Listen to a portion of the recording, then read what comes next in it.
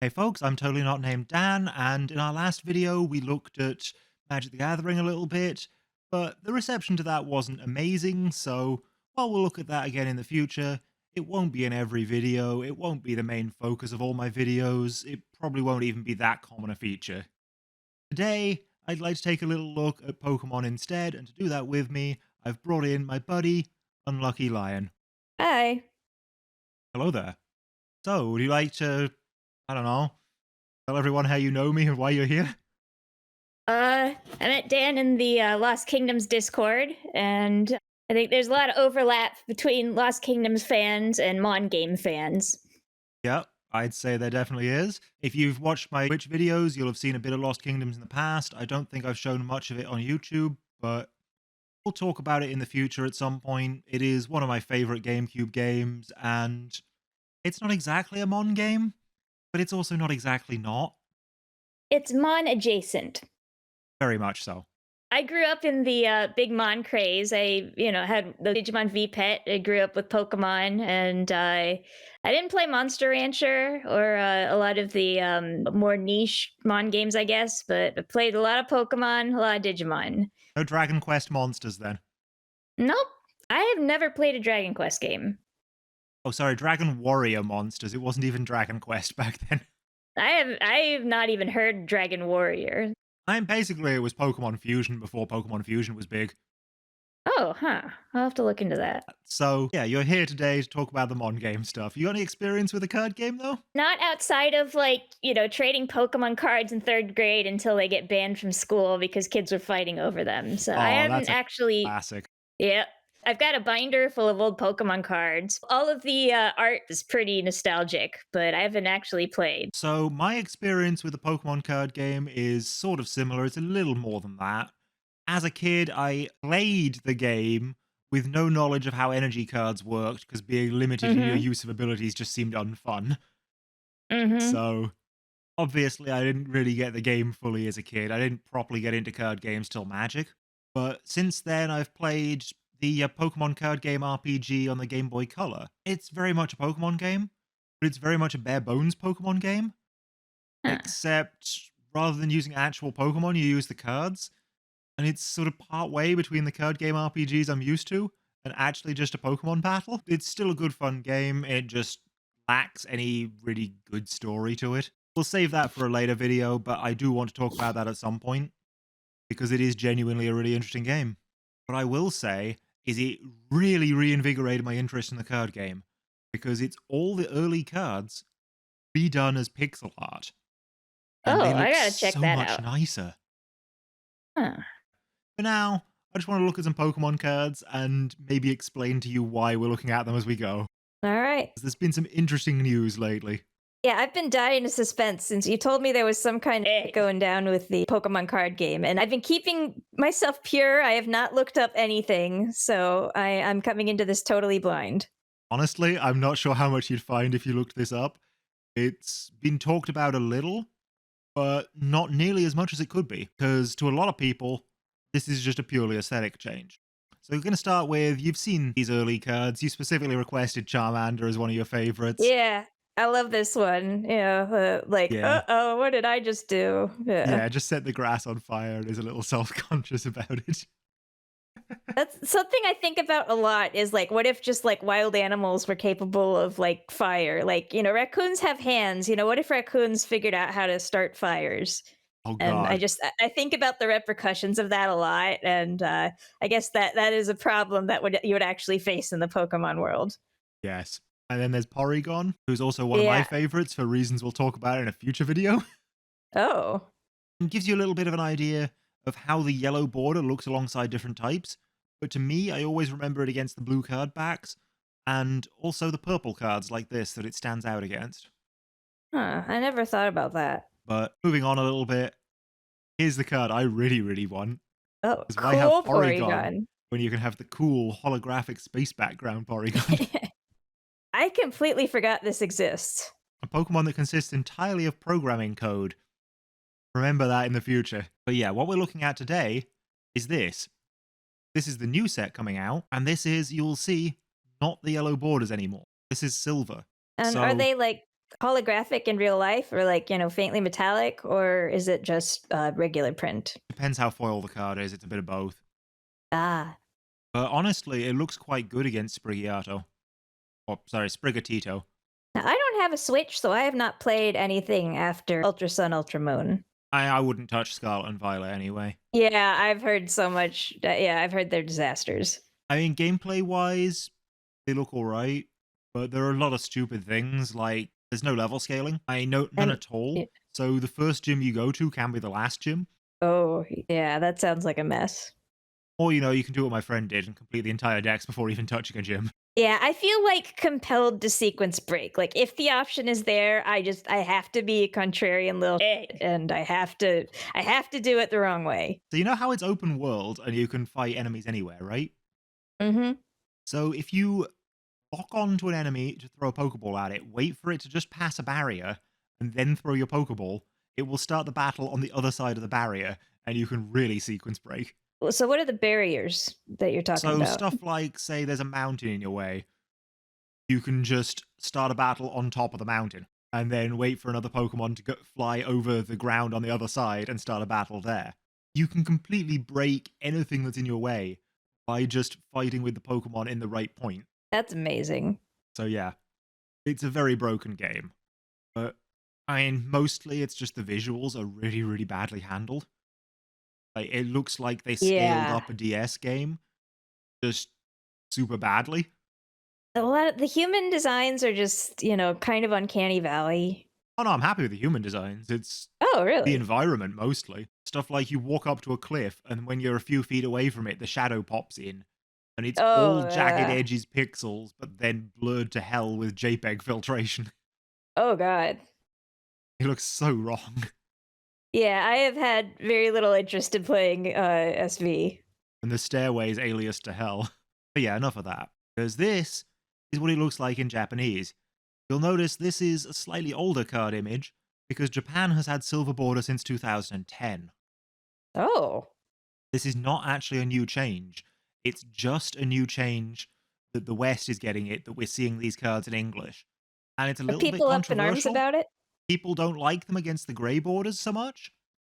But at the same time, this darker grey works all right with it. And honestly, I Mm, think it looks great against the green. It looks great yeah. against the blue. It looks great against the red. But ultimately, it's an aesthetic preference. Some people really like it. Some people really hate it. Some people think it's going to ruin everything. Some people are a bunch of weebs who've been used to this since 2010 anyway. There's a lot of debate, really. Are there any that the yellow border just looks terrible against? The main ones would be the actual yellow cards people hate the yellow border against. Me, the ones I actually really don't like are the dragon types, because they gave them this weird off-yellow greeny color, Huh. and it Isn't just purple doesn't look good usually? against the good yellow. Yeah, sort of purples, blues, that sort of thing, but I guess it's too close Yeah. to psychic and ghost types. Yeah. I guess I've just had like tunnel vision and just never really thought about the borders. The other card game that uses silver border, and was originally made by the same people, or at least in English, up until I think 2005 was when it changed over. I could be wrong on that. Don't quote me. It was Magic the Gathering. So here we have Atinlay Igpay, a very stupid joke card of a Igpay, or pig, that makes you speak Pig Latin. That's amazing. The way it used to be, these silver borders specifically denoted that a card wasn't legal, that it was a joke card, like this, from a set like Unhinged or Unglued. Just meant to be had fun with casually. Though the community didn't treat it the best on the grounds that if it was supposed to be a casual card, we couldn't possibly play it in any real Magic game, including casual ones. But we've also had joke cards in Pokemon before in yellow border, and they just have this little piece of red text at the bottom that says this card can't be used in official tournaments. Oh, that card art is amazing. I'm upset that you can't use it. Yeah, so this is Imakuni, who is the person who did the music for most of Pokemon. He's the one who most of the joke cards are themed around. And you'll How see this come? has Pokemon Power Frenzied Escape, which is my absolute favorite joke Pokemon move. It is an additional cost when this Doduo retreats. You have to hold it and throw it as far as you can backwards. That's amazing. There is no good reason to do that. It just tells you have to. That's the rules. And this is how a lot of Makuni's cards work. They just do something negative to the player for no reason. That's fantastic. I love it. Oh, you also see this harmonize attack is you sing a song while you use the attack, and then the game just carries on without you, and the attack only resolves when you finish singing. That is also excellent. But yeah, that's definitely my favorite of the joke cards. But the best known one is this one. And actually, that's an example of yellow on yellow. Oh, yeah, I see what you mean. This is Birthday Pikachu, it's commonly known as. It's actually Pikachu, and there's a bit of a problem with it, which is when they printed it in English, they accidentally left off that red text at the bottom. So, do people argue that it's technically tournament legal? It was technically tournament legal for a week. For a week, you could turn up to tournaments, say it's my birthday, and then do 80 damage with a very basic attack on a basic Pokemon. Gotta bring your birth certificate to prove it. That was the issue that it came down to, was they couldn't require kids to bring their birth certificates to card game tournaments. Mhm. So basically, just judges said, hey, this isn't okay. So many people are lying to us that it's their birthday and we can't force them to prove it legally. You're going to have to ban this card. And so it was probably the quickest ban in the entire Pokemon card game. I forget where this promo card was available from. You know that? I forget as well. Anyway, those are the Pokemon joke cards. Magic joke cards now look a little more like this. You'll see black or dark blue, it's actually black in person, border, but there's just this tiny acorn-shaped stamp here. If it has the acorn-shaped stamp, it's not tournament legal. If it doesn't, it is.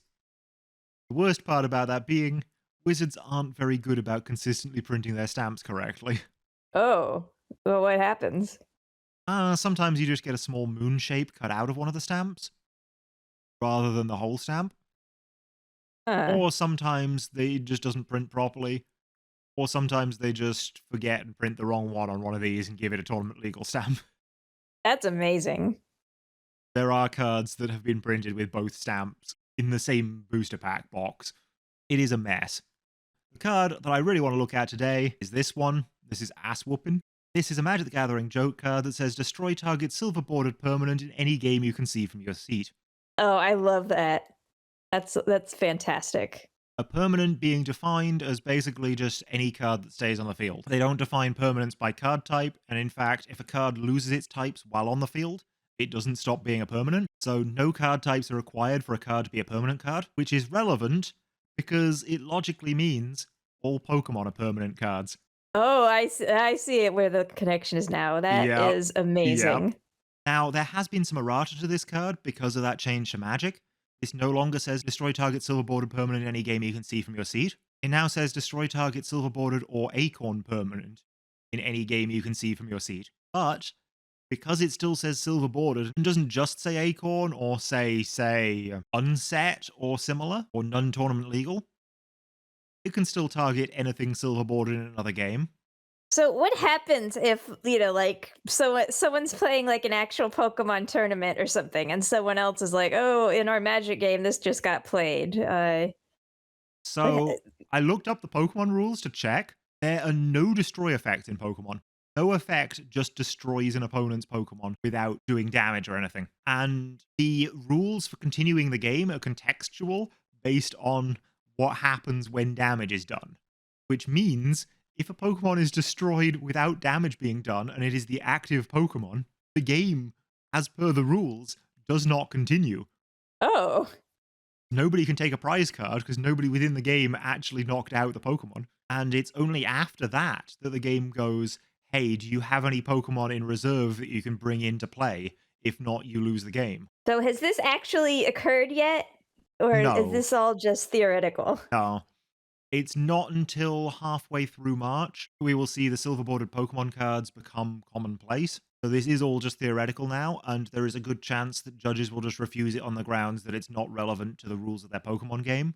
They're Oh. I cowards. mean, yeah. I mean, it makes sense, but oh, that disappoints me. But as per the exact wording, it works.